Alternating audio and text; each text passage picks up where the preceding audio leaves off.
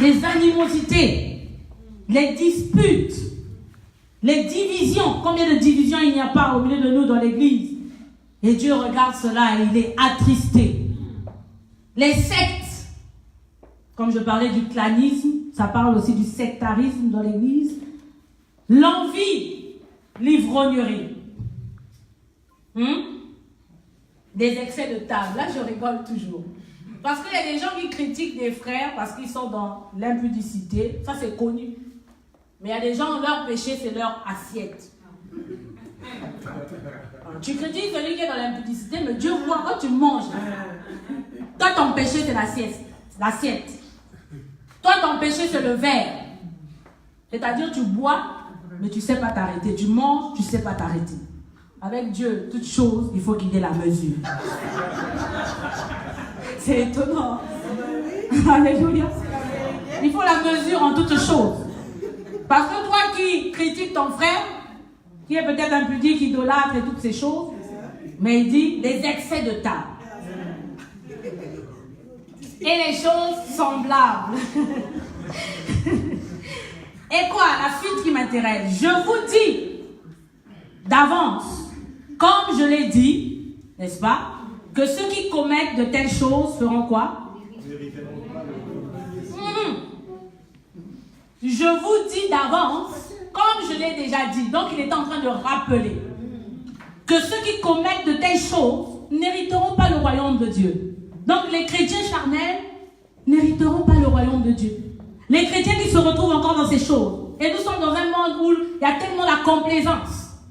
On dit, c'est normal, oh Dieu est plein de grâce. Dieu est plein de miséricorde. Mais vous savez que le temps de cette grâce, c'est un piège plus que le temps de la loi. Et moi j'aime à dire, la loi de la grâce est plus forte que la loi de la loi. Et je vais expliquer. Au temps de la loi, n'est-ce pas, il fallait qu'on t'attrape en flagrant délit pour dire que tu as péché. C'est pourquoi cette femme, lorsqu'elle a été attrapée en flagrant délit d'adultère, ils ont voulu la lapider parce qu'on a vu qu'elle a pratiqué ce mal. Alléluia.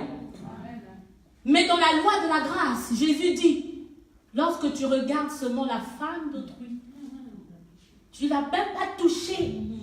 Tu l'as seulement regardée, tu as eu des mauvaises pensées sur elle ou sur lui. Il a dit quoi? Tu as déjà péché.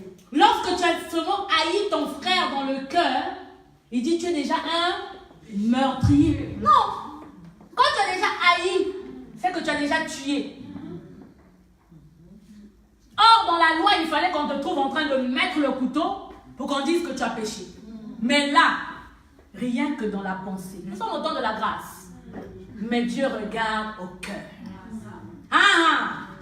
L'homme regarde à l'apparence, mais Dieu regarde au cœur. Qu'est-ce qu'il y a au fond de ton cœur? Qu'est-ce que tu nourris dans ton cœur? Si dans ton cœur, la Bible dit, c'est du dedans du cœur que viennent toutes les mauvaises choses. Avant que tu ne puisses commettre l'impudicité, l'adultère et toutes ces choses, le vol, il faut d'abord que tu puisses le concevoir dans ton esprit. Donc le Seigneur, quand il te voit, il ne t'attend pas à l'acte que tu vas poser. Mais il regarde déjà aux pensées qui sont en toi. C'est pourquoi je dis, la loi de la grâce est plus dangereuse que la loi de la loi. Et c'est un piège. C'est pourquoi chaque jour, demandons au Saint-Esprit de nous purifier. Demandons au Saint-Esprit de nous remplir. Parce que si tu es rempli du Saint-Esprit, la Bible dit, ceux qui sont conduits, si vous êtes conduits par l'Esprit, vous ne ferez pas, vous n'accomplirez pas les désirs de la chair. Mais comment tu peux être rempli du Saint-Esprit? C'est par sa parole. C'est par la puissance de sa parole. C'est par la prière. Alléluia. C'est dommage que les mercredis ici, le mardi, les gens ne viennent pas à la prière. Le vendredi à l'enseignement, les gens ne sont pas là. Si tu travailles, d'accord, mais si tu es libre, il faut que tu viennes, bien-aimé. Il faut que tu grandisses. Et la Bible dit, désirez le lait spirituel. La parole de Dieu. Et cette parole de Dieu, plus tu vas la consommer comme un enfant, le lait aide à grandir. Et ça va te donner, n'est-ce pas, les capacités à devenir un homme fait. Alléluia. Alléluia. Mais le fruit de l'esprit, c'est l'amour. C'est ça, les choses solides. C'est là où le Seigneur nous attend. Le Seigneur ne t'attend pas avoir une belle voiture, tu vas garer là. Non. Le Seigneur veut que ton cœur soit rempli d'amour.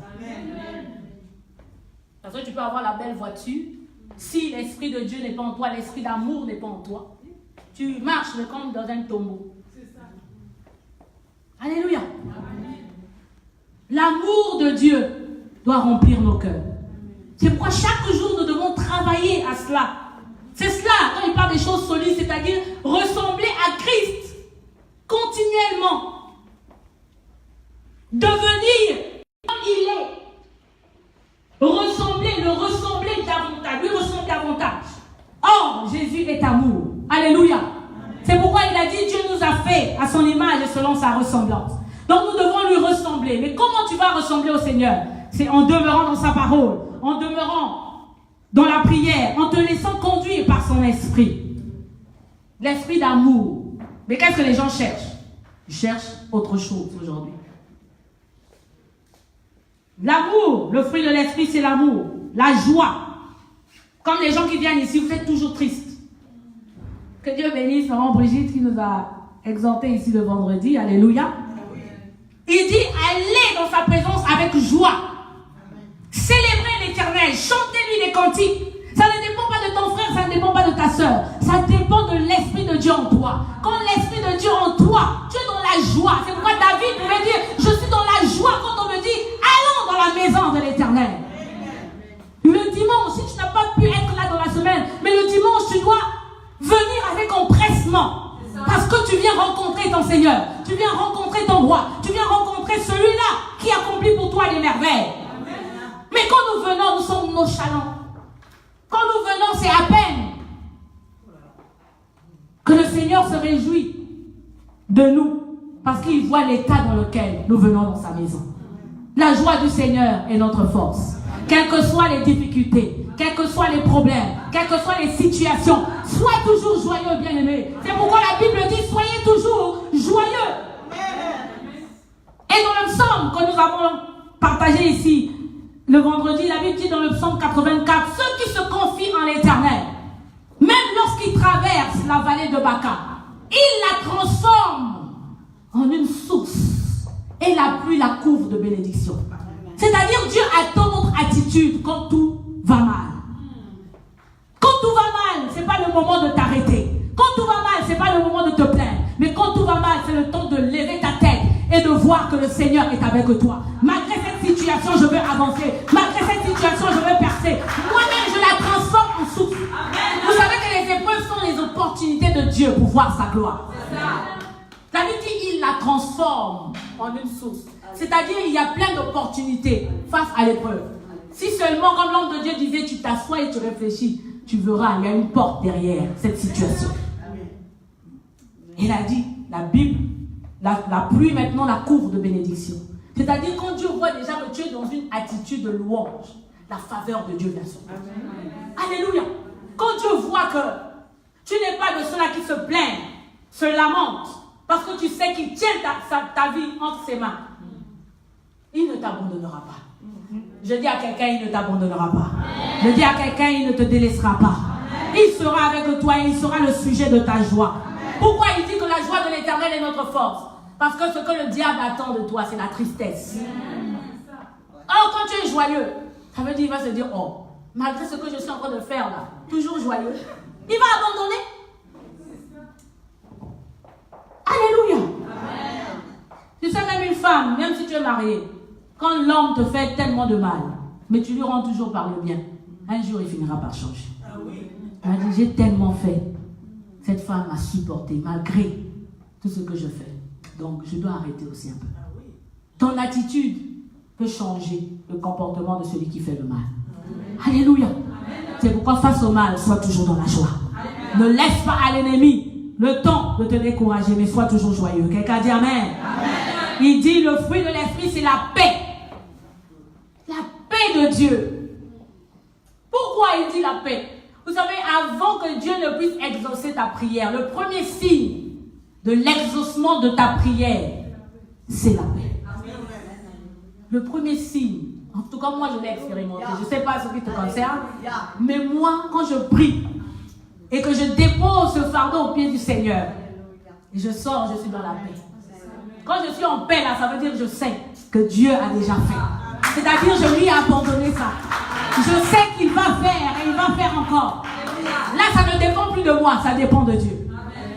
Le premier signe de l'exaucement, c'est la paix. Voilà pourquoi tu ne dois pas d'abord attendre de voir les choses, mais tu dois d'abord prier pour recevoir la paix de Dieu. Pourquoi je le dis? Beaucoup de gens, vous savez, se baladent et cherchent ce que vous cherchez.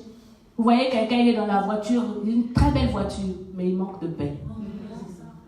Vous voyez quelqu'un, il est dans une belle maison, mais dans cette maison-là, il n'y a pas la paix. Mais toi, peut-être qu'il n'a pas cette chose, et qui est en paix, tu seras en bonne santé. Alléluia. Donc, ne cherche pas d'abord à avoir ces choses matérielles. Patience. Pourquoi il dit la patience? Parce que les enfants sont impatients. Voilà pourquoi vous voyez l'église aujourd'hui. Je suis venue, je viens à peine d'arriver. Seigneur, j'ai prié, je n'ai pas encore reçu. Bon, je repars dans le monde. Tu fais le mauvais choix, bien-aimé. Tu n'as pas intérêt à retourner.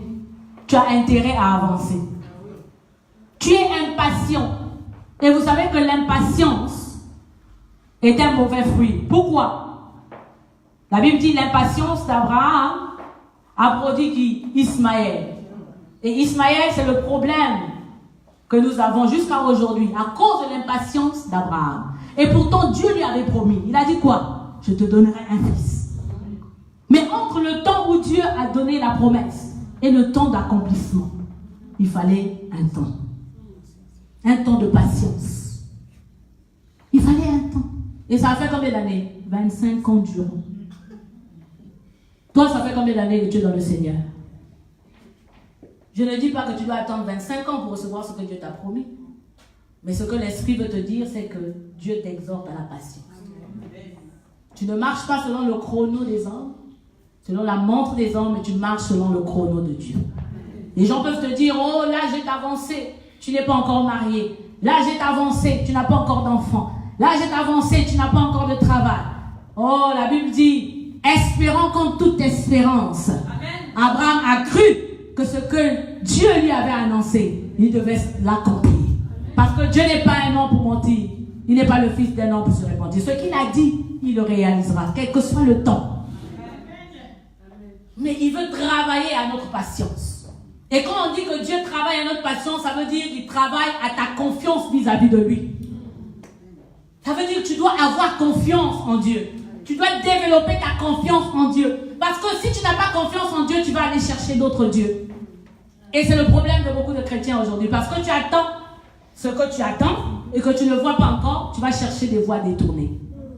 Ce matin, Dieu te dit, ne cherche pas les voies détournées. Sois patient. Ce que Dieu t'a promis, il accomplira certainement. Il faut développer la patience. Voilà les choses solides. La bonté. Soyez bons les uns envers les autres. La bénignité. La bénignité parle ici de la bénédiction, des paroles de bénédiction. Et dans l'église aujourd'hui, il y a beaucoup de gens qui maudissent les autres.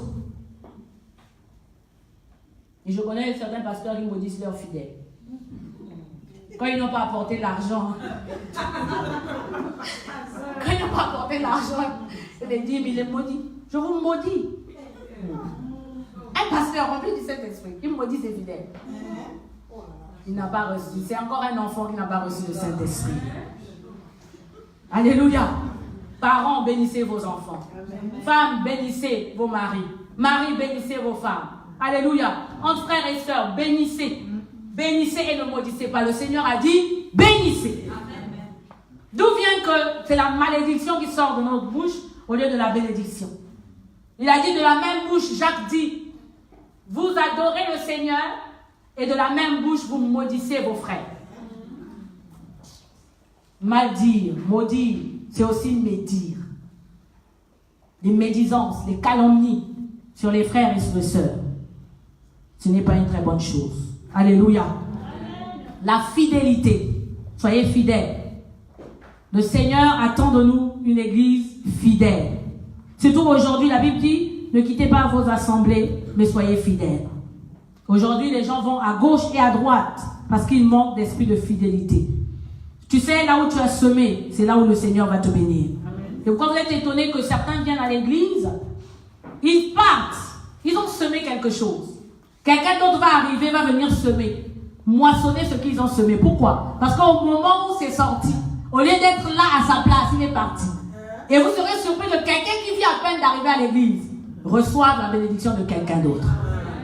Ce matin, j'exhorte quelqu'un à la fidélité. Si tu as semé là, attends jusqu'à ce que tu puisses recevoir ta récompense.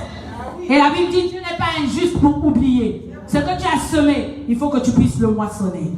Alléluia. Marie, soyez fidèles à vos épouses. Femmes, soyez fidèles à vos maris. Alléluia.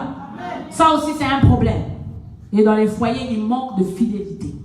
De même que nous sommes infidèles à Dieu, nous sommes aussi infidèles dans les maisons, dans les foyers. Que Dieu nous aide. Dieu recherche la fidélité. Sois fidèle au Seigneur et il ne manquera pas de te bénir. Quelqu'un a dit amen. La douceur, surtout les femmes. Le proverbe dit, vous savez que la douceur, une parole douce calme la fureur. Quand tu parles, tu dois parler avec douceur. Il y a des gens qui parlent.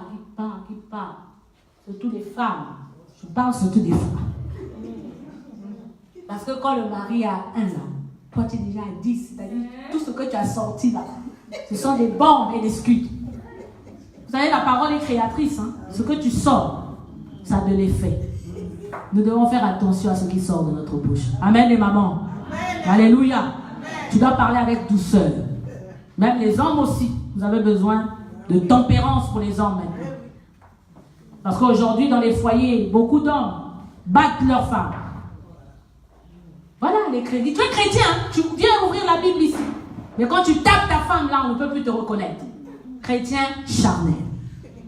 Il faut que tu développes en toi la tempérance. Vous voyez que c'est important. Nous devons bâtir notre intérieur et pas notre extérieur. De même que nous prenons soin de notre extérieur là, faisons l'effort de bâtir notre intérieur. Parce que c'est l'intérieur que le Seigneur attend. Nous devons être transformés. Nous devons être transformés de l'intérieur afin de porter de bons fruits. Alléluia. La douceur, la tempérance, la maîtrise de soi. Et la Bible dit, la loi n'est pas contre ces choses. Donc ici, comme je le disais, il y a 3 catégories de personnes ce matin dans ce lieu. Tu es peut-être encore créature de Dieu, c'est-à-dire, tu es venu ce matin, on t'a peut-être invité, tu entends parler de Jésus, mais jamais tu n'as donné ta vie au Seigneur, c'est-à-dire, jamais tu l'as confessé. La Bible dit à ceux qui croient en son nom, la parole de Dieu leur a donné le pouvoir de devenir enfants de Dieu. Et comment on le devient? Romains, le chapitre 10. Romains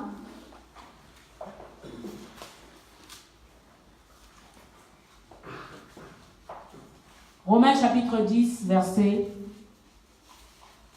à partir du verset 8 à 10. La Bible dit, la parole est près de toi, dans ta bouche et dans ton cœur. Or, c'est la parole de foi que nous prêchons. Ce matin, c'est la parole de foi que je prêche. Et il dit, si tu confesses de ta bouche le Seigneur Jésus, et si tu crois dans ton cœur que Dieu l'a ressuscité d'entre les morts, tu seras sauvé. Car c'est en croyant du cœur qu'on parvient à la justice. Et c'est en confessant de la bouche qu'on parvient au salut. C'est pourquoi on parle de la prière d'acceptation. Une fois que tu as cru dans ton cœur et que tu as reçu la parole de Dieu, il faut que tu le déclares publiquement. C'est pourquoi la Bible dit la création attend. Pourquoi? Parce que Jésus lui-même, lorsqu'il est venu sur la terre, la Bible dit une voix se fit entendre. Alléluia. Comme c'était lui-même, Dieu. La Bible dit une voix se fit entendre et elle dit celui-ci est mon fils bien-aimé. Écoutez-le. C'était une déclaration publique. C'est pourquoi lorsqu'on se marie, et la Bible dit, la relation que nous avons avec le Seigneur, c'est comme la relation d'un homme et une femme. Alléluia. D'un époux et une épouse. C'est pourquoi le jour du mariage, on dit quoi? 2 personnes se sont accordées à vivre ensemble, mais ils doivent déclarer publiquement. C'est pourquoi la Bible dit que le mariage soit honoré de tous. C'est-à-dire, lorsque tu acceptes le Seigneur, il faut que tu fasses cette déclaration publique. Et il est écrit que nous sommes environnés d'une nuée de témoins. Dans les témoins, il y a les anges, déchus et les vrais. Alléluia. Dans cette nuée de témoins, il y a le diable. Il y a le côté du diable et il y a le côté de Dieu, pour faire simple. Donc, devant cette nuée de témoins et devant toute la création, nous devons déclarer publiquement que j'appartiens maintenant au Seigneur. Je suis sorti de l'état de créature. Maintenant, ma vie est entre ses mains. Je marche maintenant en nouveauté de vie avec le Seigneur. Alléluia. C'est une déclaration publique et c'est très important. C'est pourquoi Jésus, la nature même, pouvait lui obéir. Parce qu'il reconnaissait en lui l'esprit du Fils qui était en lui. Les situations vont t'obéir lorsqu'ils reconnaissent en toi. Mais pour qu'ils puissent reconnaître en toi, il faut que tu l'aies déclaré un jour. C'est pourquoi ce matin, si tu es là, tu n'as jamais accepté le Seigneur. Publiquement, tu n'as jamais fait cette déclaration. De dire, oui Seigneur, je t'appartiens. Je décide de devenir ton enfant. On devient enfant de Dieu, je le répète encore. On ne naît pas enfant de Dieu, on le devient. Donc, il faut qu'une fois dans ta vie, cette action ait été posée. J'accepte le Seigneur à partir d'aujourd'hui. Je lui donne ma vie. J'accepte de devenir son enfant. Alléluia. Et quand tu le fais, tu es enregistré. C'est comme un acte de naissance, n'est-ce pas? Tu étais dans le ventre, tu sors. Et après, on doit t'enregistrer et te donner un acte de naissance. Alléluia. Et c'est très important de confesser le Seigneur. Parce qu'il dit, c'est par la confession que nous parvenons au salut. Et quand je parle du salut, je parle de cet héritage. C'est un long enseignement. On parlera peut-être de l'héritage la prochaine fois. Donc, tu as maintenant part à cet héritage. Et comme je le disais, mais si tu demeures un enfant, tu ne peux pas avoir accès à cet héritage. Donc, ce matin, si tu es là, tu n'as jamais confessé le Seigneur. L'occasion t'est donnée ce matin. Tu ne peux pas regarder à gauche, tu ne peux pas regarder à droite, parce que c'est une affaire de toi et de Dieu. Une déclaration publique est très, très importante. Si tu es là, j'aimerais t'aider à faire cette prière. J'aimerais t'aider à faire cette déclaration. Est-ce qu'il y a quelqu'un ce matin qui veut donner sa vie au Seigneur? Est-ce qu'il y a quelqu'un ce matin qui veut sortir de l'état de créature pour devenir enfant de Dieu, faire partir, n'est-ce pas, de la belle et grande famille des enfants de Dieu, afin qu'à partir de ce matin, l'héritage des sanctifiés soit véritablement le tien? Si tu es là, n'aie pas honte, tu peux simplement lever ta main, je vais t'aider à faire cette déclaration publique. C'est comme un mariage ce matin avec le Seigneur qui a besoin de toi, qui veut te sauver, qui veut faire des nouvelles choses avec toi, afin que tu sortes de ce niveau simplement de créature et que tu aies accès au royaume de Dieu. Et ainsi, quand le Seigneur reviendra, tu pourras prétendre d'aller véritablement au ciel. Peut-être que tu viens à l'église, tu viens parce qu'on t'invite, mais ce matin, je te parle de toi et de ton Dieu. Tu peux être avec ton mari, c'est une affaire de toi et Dieu. Tu peux être avec ton frère, ta soeur, c'est une affaire personnelle. Le salut est une affaire personnelle. La Bible dit de deux personnes qui seront ensemble, un sera pris, un autre sera laissé. Si tu la lèves la main, j'aimerais t'aider. N'aie pas honte. Une déclaration publique. Tu n'as jamais publiquement déclaré Jésus comme le Seigneur de ta vie. La Bible dit, la parole leur a donné le pouvoir de devenir enfant de Dieu. Est-ce que tu es là ce matin? N'aie pas honte, je t'attends. Alléluia. Tout le monde a déjà donné sa vie au Seigneur. Oh, comment tout le monde a donné? Vous êtes triste. Est-ce que tout le monde a déjà donné sa vie au Seigneur? Déclarez publiquement. Est-ce que tu peux acclamer le Seigneur pour ta propre vie? Alléluia. Gloire au Seigneur.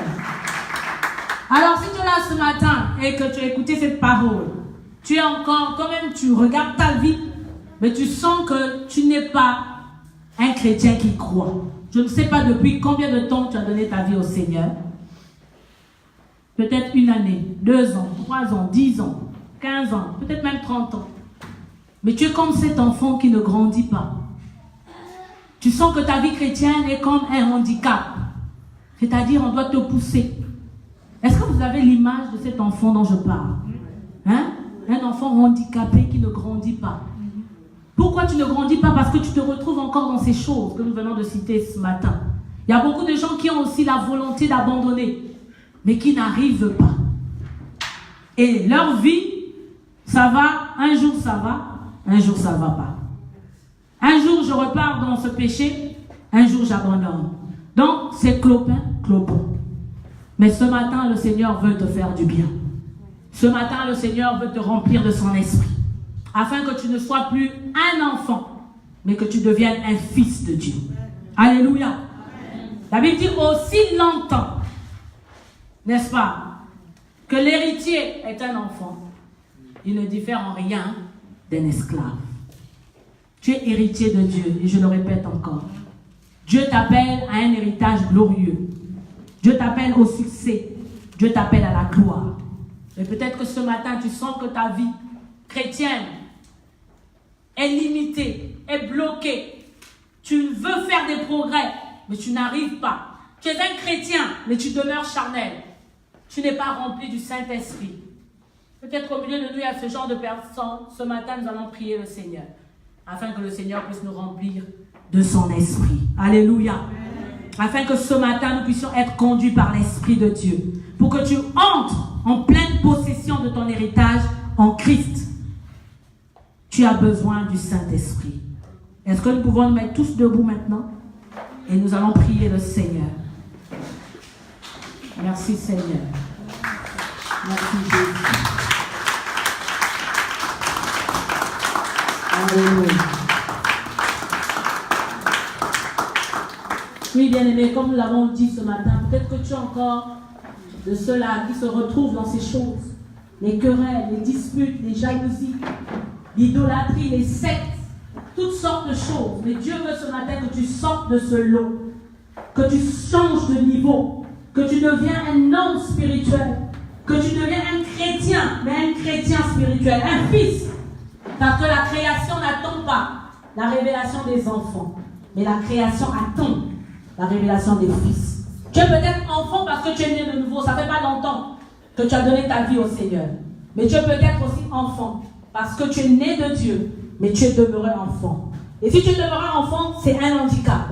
Si tu es demeuré enfant, tu es comme malade. Mais ce matin, la Bible dit, il envoya sa parole afin que sa parole puisse te guérir. Si l'Église est malade ce matin, nous prions pour que la guérison de Dieu soit notre partage. Commence à élever la voix maintenant, parle à Dieu. Parle à Dieu, Seigneur. Ce matin, guéris ton Église. Ce matin, guéris ton peuple. Ce matin, nous voulons entrer dans une nouvelle dimension de grâce avec toi. Nous voulons entrer dans une nouvelle dimension de gloire avec toi. Nous voulons vivre, Seigneur Dieu Tout-Puissant, des nouvelles choses. Nous voulons sortir de l'état d'enfant afin de devenir des fils, afin de devenir des filles, afin de devenir, Seigneur, ces hommes et ces femmes, Seigneur, que tu as acquis, Seigneur Dieu, remplis de ton esprit, afin d'accomplir des exploits avec toi. Oui, notre Dieu et notre Père, ce matin, oh Dieu, remplis-nous de ton esprit, remplis-nous de ton esprit, remplis-nous de ton esprit, oh Père, afin que, Seigneur Dieu Tout-Puissant, les choses solides soient notre partage, que notre vie, Seigneur, soit plus jamais la même, qu'à travers nous, on voit l'amour de Dieu, qu'à travers nous, on voit la joie du Seigneur, à travers nous, Seigneur, la bénédiction, à travers nous, Seigneur, la grâce, à travers nous, Seigneur, le royaume, la gloire, le succès, Seigneur, car, Seigneur, tel que tu es, tel nous devons être. Nous avons besoin de toi ce matin. Éternel notre Dieu, Saint-Esprit de Dieu, remplis-nous. Saint-Esprit de Dieu, conduis-nous. Saint-Esprit de Dieu, marche avec nous. Saint-Esprit de Dieu, transforme-nous. Saint-Esprit, nous avons besoin de toi. Aide-nous à être des hommes et des femmes, Seigneur, remplis de toi. Oui, Seigneur, la Bible déclare que nous ayons en nous les sentiments qui étaient en Christ. Ces sentiments sont des sentiments de douceur. Ces sentiments sont des sentiments de joie. Ces sentiments sont des sentiments de paix. Ces sentiments sont des sentiments de bénignité. Ces sentiments sont des sentiments de patience. Ces sentiments, Seigneur, nous voulons être remplis de cela, oh Dieu, afin que nous soyons une église forte, une église sanctifiée, une église mise à part pour servir à ta gloire. Nous avons besoin de toi, Seigneur. Merci, notre Dieu. Merci, notre Dieu. Quand il descend, l'atmosphère change, il y a transfert entre ciel et terre. Quand il descend, l'atmosphère change, transfert. Chante-le de tout ton cœur, que l'atmosphère de ta vie ce matin chante. Quand il descend, le Saint-Esprit est là, l'atmosphère change, il y a transfert entre ciel et quand il descend, l'atmosphère change ce matin. Il faut que ça change dans ta vie. Il faut que tu deviennes cette personne nouvelle, attendue par Dieu. Quand il descend, l'atmosphère change ce matin dans ma vie. Oui, je ne veux plus demeurer à l'état d'enfant. Je veux devenir un fils, une fille de Dieu. Quand il descend, l'atmosphère change.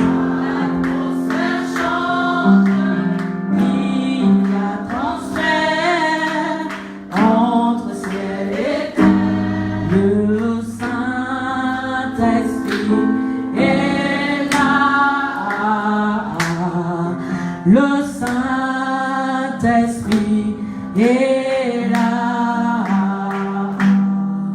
Le Saint-Esprit est là.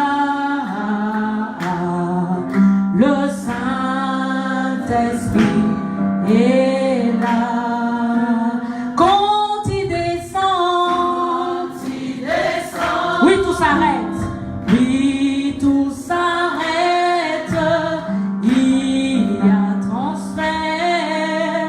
Entre ciel et quand il descend, l'atmosphère change. L'atmosphère change. Il y a transfert entre ciel et terre. Seigneur, ce matin, nous voulons recevoir de toi. Qu'il y ait un transfert de grâce, oh Dieu. Qu'il y ait un changement d'atmosphère dans la vie d'un frère. Un changement d'atmosphère dans la vie d'une sœur qui se sentait liée, qui sentait, Seigneur, qu'il ne pouvait pas avancer, qui sentait, Seigneur, que sa vie, Seigneur, ne progresse pas depuis qu'il ou elle s'est donnée à toi. Mais ce matin, je crois que par la puissance de ta parole, oh Dieu, tu sors quelqu'un de l'état d'enfant pour le faire entrer dans l'état de fils. Et là où il y a le fils, il y a la vie. Là où il y a le fils, Seigneur, il y a la guérison. Là où il y a le fils, il y a la restauration. Là où il y a le fils, Seigneur, il y a l'élévation. Là où il y a le fils, Seigneur, il y a la gloire. Ce matin, oh Dieu, nous voulons que ta gloire soit notre partage. Oui, Seigneur, remplis-nous de ton esprit. À partir de ce matin, que nous soyons différents. À partir de ce matin, Seigneur, que nous soyons une église différente. À partir de ce matin, que nous soyons une église forte. Sors-nous de l'enfantillage, Seigneur, pour nous faire entrer, Seigneur, dans ta gloire. Merci pour ta présence. Et merci pour ta fidélité dans nos vies. Au nom de Jésus, nous t'avons ainsi prié. Et quelqu'un a dit Amen.